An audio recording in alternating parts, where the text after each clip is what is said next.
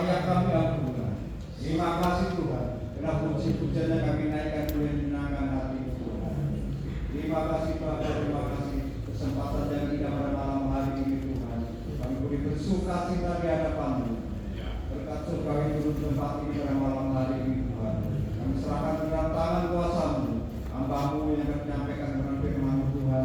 Urapi dengan kuat kuasa Roh Kudus, sehingga hamba-Mu berkata-kata menyampaikan pesan isi hati Tuhan sesuai dengan kehendak.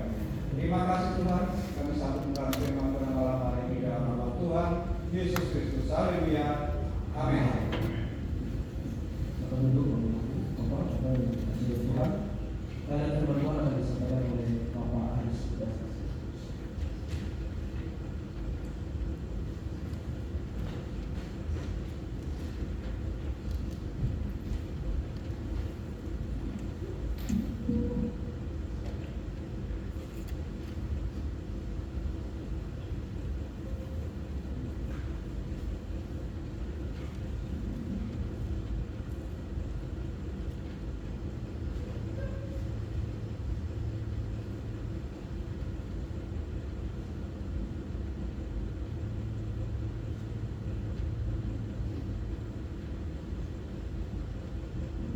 Shalom. Selamat malam Bapak-bapak. Kembali saya pilihan sekaligus percaya dari Muslim dan tentu saja Pak Kepala dan Indonesia tempat saya menyampaikan firman Tuhan pada malam hari ini. Tentu saya secara pribadi kesempatan yang diberikan kepada saya. Haleluya. Adapun tema khotbah saya pada malam hari ini adalah berjalan bersama Yesus, yakni berkaitan dengan penguasaan hidup. Kali ini tentu berkaitan dengan dua roh dalam Galatia 5 ayat 22 sampai dengan 23. Tapi di sini saya hanya menggarisbawahi tentang penguasaan hidup dalam kehidupan kita sehari-hari. Bapak-bapak Gabriel yang terkasih dalam Tuhan Yesus Kristus, ketika Roh Kudus menjadi penguasa Tuhan dalam hidup kita, maka kita atau hidup kekristenan kita harus selaras dengan nilai kerajaan Allah. Dan untuk menghidupi nilai-nilai kerajaan itu diperlukan usaha yang tekun untuk terus mengalahkan karakter manusia lama yang bertentangan dengan Tuhan. Melalui serial renungan berjalan bersama Yesus saat ini, kita akan menggali bagaimana cara untuk memiliki penguasaan diri dan menyelaraskan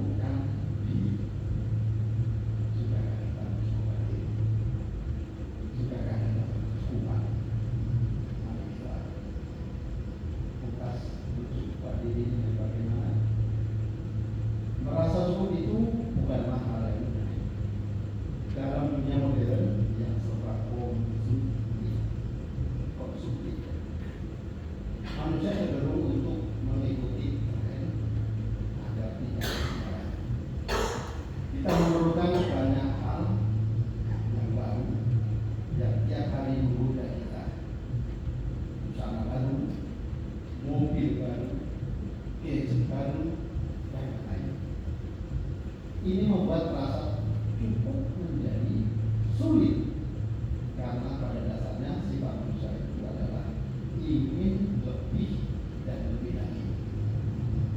Mungkin sebenarnya lebih cantik, lebih tampan, lebih kaya, lebih dihormati, dan lain-lain. Itulah keinginan manusia. Paulus mengatakan bahwa ia belajar mencukupkan diri. Tentunya Paulus tidak belajar ini di sekolah komandan, tetapi dari pengalaman telah mengajarnya untuk mencukupkan diri karena keadaan. Ia pernah kekurangan dan pernah juga berlimpahan. Pada suatu waktu ia pernah kelaparan, dan pada kesempatan yang lain ia pun pernah merasa kenyang. Itu semua menjadi pelajaran baginya untuk mencukupkan diri. Mencukupkan diri di sini bukan berarti cukup segalanya, karena tidak mungkin keadaan kekurangan bisa kita katakan cukup. Mencukupkan diri berarti puas. Kepuasan sejati memang sulit untuk dipelajari. Jika bukan suatu, tetapi bukan sesuatu yang mustahil. Kita bisa belajar. Bagaimana cara kita mencukupkan diri? Bagaimana kita bisa puas pada banyak hal yang harus secara lahiriah dan memuaskan kita. Bergumul mencari pasangan yang keras, anak-anak yang tidak bertahan, pekerjaan yang tidak sesuai harapan, dan lain-lain. Semua saat ini ada goncangan yang luar biasa.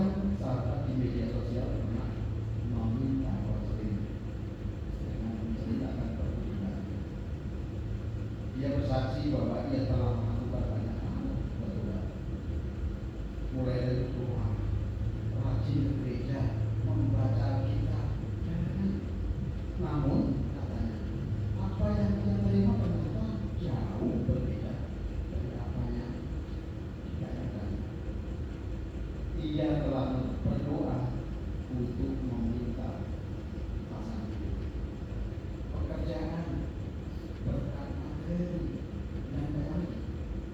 Ternyata tidak ada satupun yang menurutnya dijawab oleh Tuhan.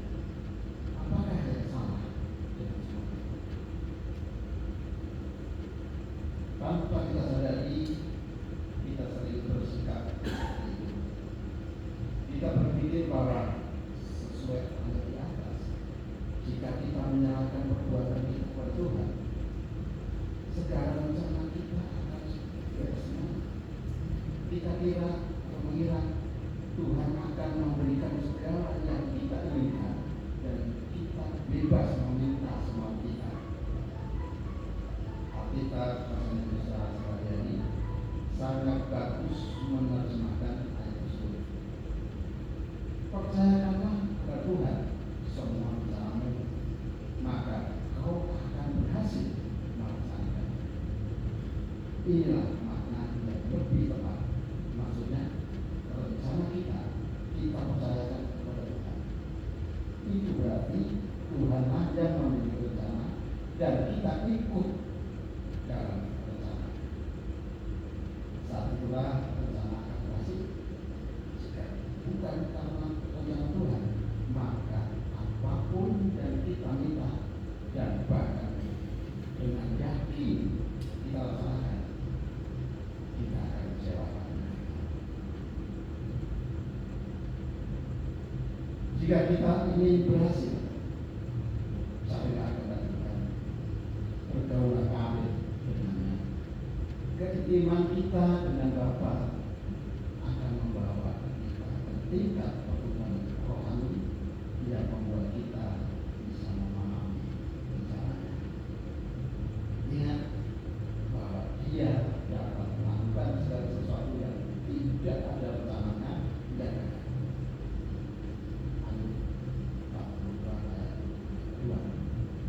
jika kita ada dalam bagian rencana itu, maka kita bisa percaya bahwa Dia akan melakukan bagi kita demi kebenaran. Karena kita demi kebenaran.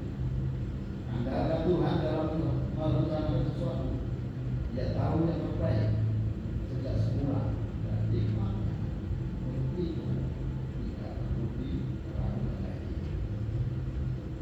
Sebagai refleksi, yang pertama, apakah Anda pernah memohon kepada Tuhan semoga apakah yang terjadi? Kedua, apakah yang Anda lakukan agar semakin mengerti tentang Allah?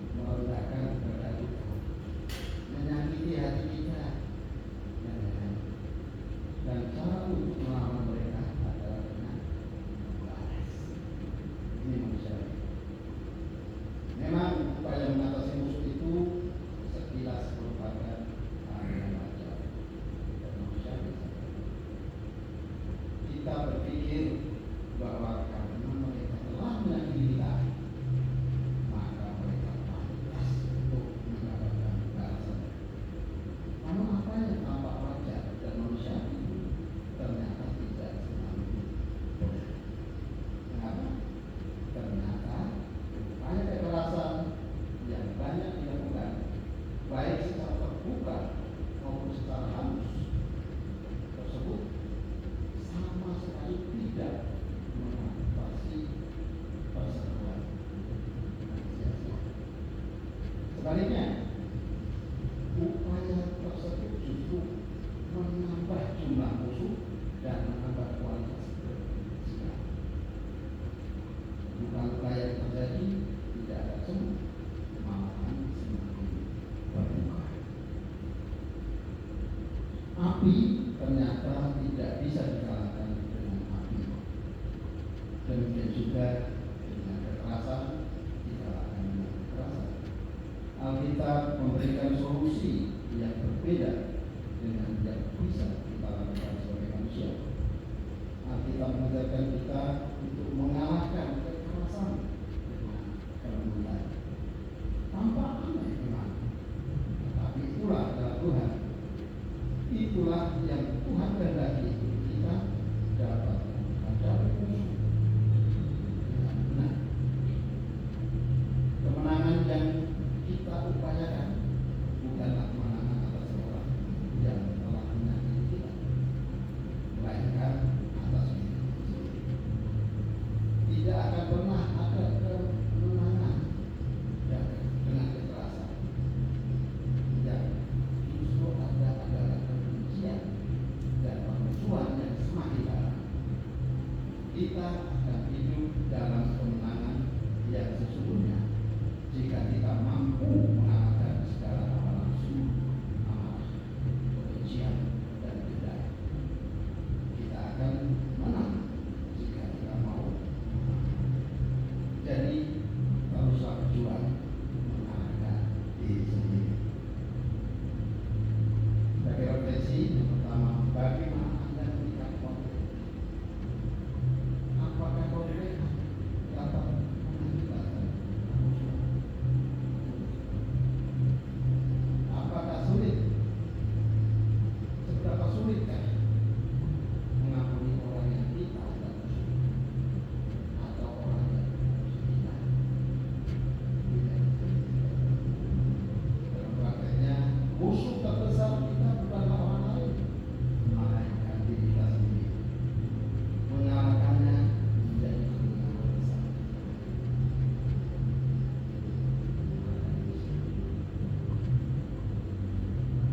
Kemudian hari yang keempat. Hari yang keempat adalah pengunduran diri. Bukan pengunduran diri, pengunduran diri. Sering kita lihat di Alkitab Tuhan Yesus menghindari orang banyak untuk berdoa secara pribadi. Setiap kali orang mau membuat dia jadi bintang terkenal, maka dia lari untuk berdoa. Ketika mereka ingin menjadikan dia raja karena dia bisa membuat kopi, maka ia berdoa. Yang senang ayat 15. Waktu mereka mau menjadikan dia terkenal sebagai penyembuh, maka dikatakan bahwa Yesus meninggalkan alatnya ramai dan pergi berdoa sehingga dia bisa punya prioritas utama, yaitu berbicara dengan Bapa. Ia pergi pada Bapa, serahkan berkata, Bapa, orang-orang telah membuatku jadi bintang dan telah menaruh bintang-bintang di pundakku. Mereka telah membunuhnya. Bapa, ambil itu dariku, biar aku jadi anak saja. Yesus. Banyak orang percaya terima ujian, orang banyak kemudian mulai naik dan terus naik sampai menjadi korban dari kesuksesan sendiri yang akhirnya terkunci di posisinya. tidak bisa berubah.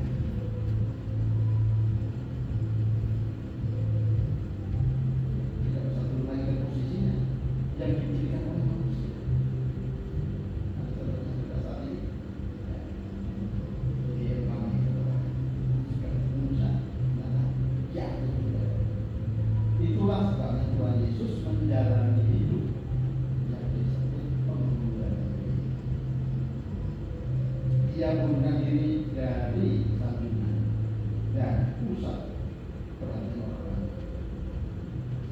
Sering sehabis menyembuhkan orang sakit, dia menyuruh orang tersebut tidak memberitahukan kepada orang lain. Alangkah berbedanya dengan apa yang Tuhan Yesus jalan mimpi dan rela dengan orang-orang Kristen dan kehadiran Tuhan. Walaupun bisa, Tuhan Yesus bahkan tidak pernah membangun demokrasi. Dia lebih tertarik membangun pergerakan, membangun hubungannya dengan Bapa, membangun orang-orang di sana. Dia investasikan, hidup dan energi terbaiknya itu bagian utamanya jauh dari kesan mencari manusia. Sebagai refleksi yang pertama, jawablah dengan jujur, bagaimanakah sikap hati kita saat Anda menerima pujian atas sesuatu yang Anda lakukan, mungkin pelayanan atau pekerjaan Anda yang berhasil. Yang kedua, sudahkah Anda mengakui dengan segenap hati Anda bahwa semua yang Anda miliki adalah milik Tuhan, termasuk pujian yang diberikan kepada. Kalau kita praktekkan, apapun yang kita terima, berkat ataupun pujian, mari kita kembalikan kepada Tuhan Yesus yang memberikan itu semua. Sebagai ayat renungan dapat dalam Yohanes 6 ayat 14 dan 15 dalam bahasa Indonesia masa ini. Ketika orang banyak melihat keajaiban yang dibuat oleh Yesus, mereka berkata, sungguh inilah nabi yang diharapkan datang. Ayat 15, Yesus tahu mereka mau datang untuk memaksa jadi ajar mereka, sebab itu ketika ia memikir maka menyanyi manusia dalam bagi saudara roti kenyang pergi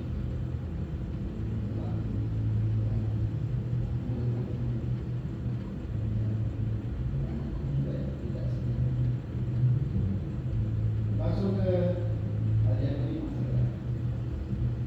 Hadiah kelima lebih dari seorang pahlawan. Seringkali kita berbicara tentang merupakan dalam hal misi atau penjangkauan atau istilah peperangan rohani. Tetapi alangkah baiknya kita memperhatikan sisi menguasai diri. Adalah hal yang bijaksana apabila kita semua mempertanyakan sejauh mana kita menguasai kita sebelum bergerak ke kota. Dalam kekristenan, karakter akan menjadi kunci seluruh kemenangan kita. Bahkan orang yang sabar, kualitasnya dianggap melebihi seorang pahlawan, atau orang yang menguasai diri, prestasinya dianggap lebih daripada orang yang pahlawan siapa. Belajar mengenali diri kita sebenarnya adalah pembelajaran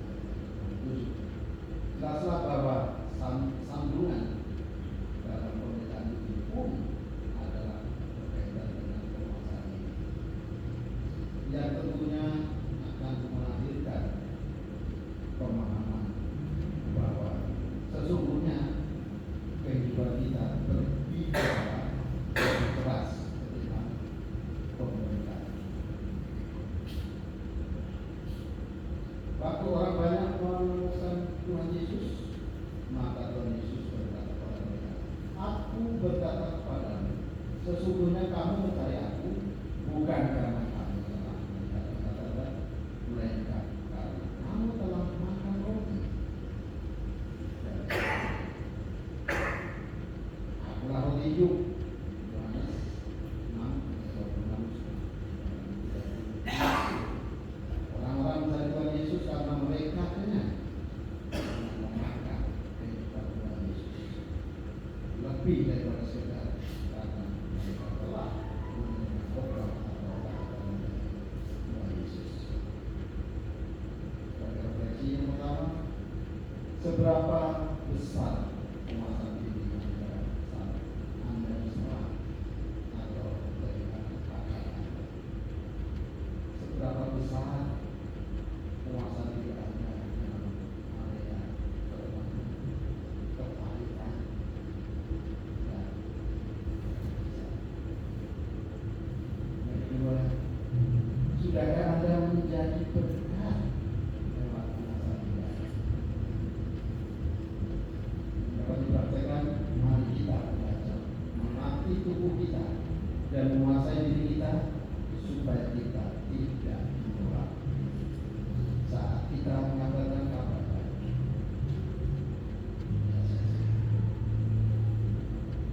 Sebagai ayat renungan terdapat dalam Yohanes 6 ayat 26. Yesus menjawab, sungguh kalian mencari aku bukan karena kalian sudah mengerti maksud keajaiban bukan, tetapi karena kalian sudah makan sampai dalam Amsal 16 ayat 32. Tidak cepat marah lebih baik daripada mempunyai kuasa. Menguasai diri lebih baik daripada menaklukkan orang. Saya dua hari lagi. Hari yang ke-6 yaitu belajarlah pada Yesus. Tuhan Yesus berkata, belajarlah kepadaku karena aku lemah lembut dan rendah hati. Matius 11 ayat 29. Untuk menghasilkan kualitas rohani yang lemah dan rendah hati tertular melalui hasil penguasaan diri yang tidak sebentar. Lemah lembut berarti kemampuan untuk membalas.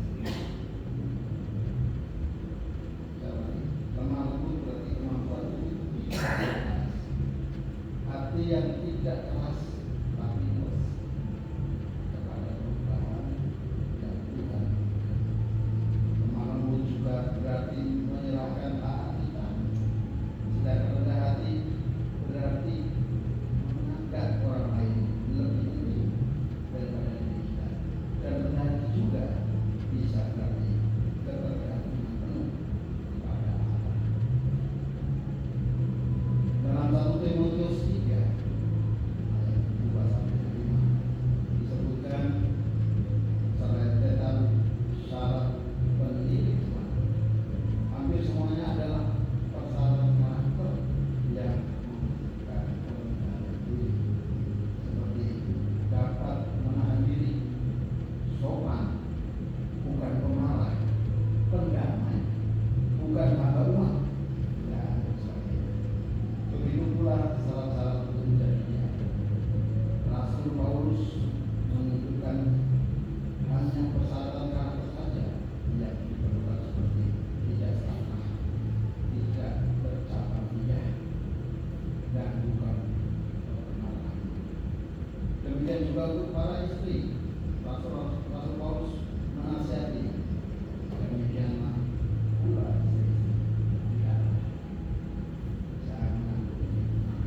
tidaklah dapat menahan diri dan dapat mempercaya dalam segala dalam suratnya kepada Timotius tersebut, Paulus juga menuliskan, jikalau seorang tidak tahu mengetahui keluarganya sendiri, bagaimana dapat mengurus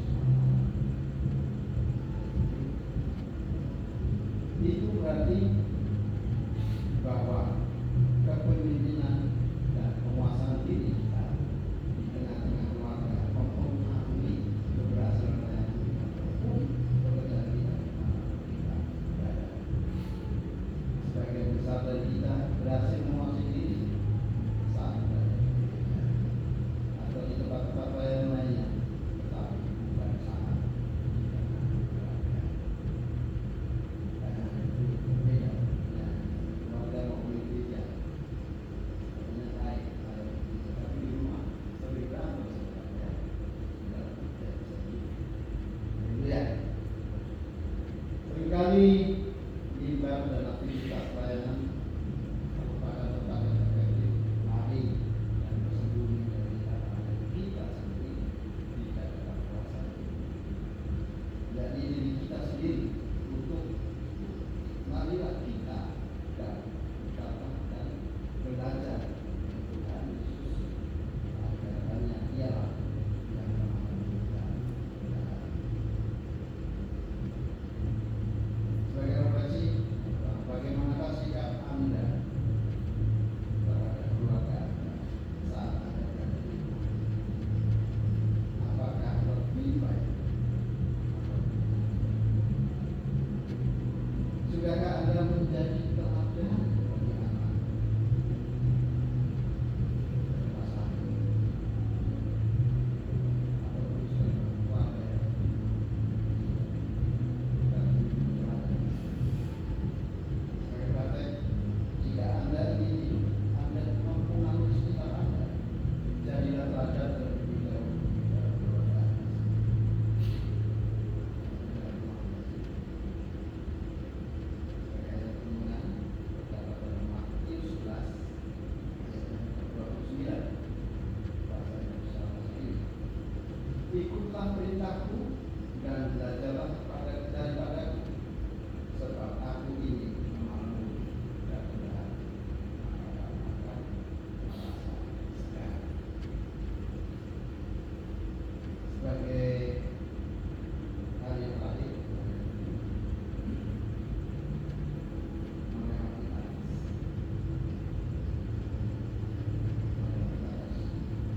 Pernahkah Anda mendengar perkataan bumi ini cukup melimpah bagi semua umat manusia, namun tidak cukup bagi satu orang yang tamak? Memang tamak adalah urusan yang tak berhenti. Tentang hal ini ada yang berpendapat bahwa tamak adalah sikap yang bersifat. Apabila kita memperhatikan sekeliling kita, tidak ada orang yang terlahir dengan sifat bahwa tamak. Pergaulan itulah yang membuat tamak. Ada berlawan diciptakan sesuai gambar dan rupa, namun karena bergaul dengan ular yang jahat dan respon terhadap wujudannya, mereka pun menjadi tamak. Padahal betapa Sang Pencipta telah bermurah hati kepada mereka. Dia